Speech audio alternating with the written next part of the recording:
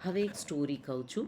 ભગવાને પૃથ્વીનું સર્જન કર્યું ને ત્યારે ગધેડાને બનાવ્યો અને એણે કીધું તારે માત્ર ભાર લઈને જીવન પસાર કરવાનું છે.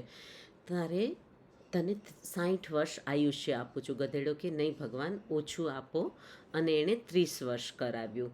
પછી કૂતરો બનાવ્યો. એણે કીધું તારે વફાદારીથી ચોકીદારી કરવાની છે અને 30 વર્ષનું આયુષ્ય આપું છું. કૂતરાએ કીધું ભગવાન અડધું આપો.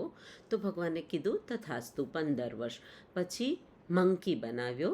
એને કીધું કે તારે માત્ર એમલેસ આ ડાળથી પેલી ડાળ ફરવાનું છે અને એમલેસ જીવવાનું છે.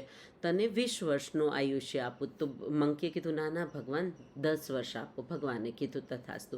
પછી ભગવાને દુનિયાનો સૌથી બુદ્ધિશાળી ક્રીચર એટલે આપણે મનુષ્ય બનાવ્યું. એને કીધું તને 20 વર્ષનું આયુષ્ય આપું છું. પણ મનુષ્યને સંતોષ નહોતો. એણે કીધું ભગવાન મને તો વધુ આયુષ્ય જોશે. ભગવાન કે કઈ રીતે આપવું, તારી માટે 20 વર્ષ જ રાખ્યા હતા. તો એણે કીધું કાંઈ વાંધો નહીં ભગવાન, 20 વર્ષ હું મારી લાઈફ જીવીશ, 20 વર્ષ હું મનુષ્યનું જીવીશ, પછી 20 થી 50 હું ગધેડાનું જીવીશ, 50 થી 65 હું કૂતરાનું જીવીશ અને 65 થી 75 હું મંકીની લાઈફ પણ જીવી લઈશ.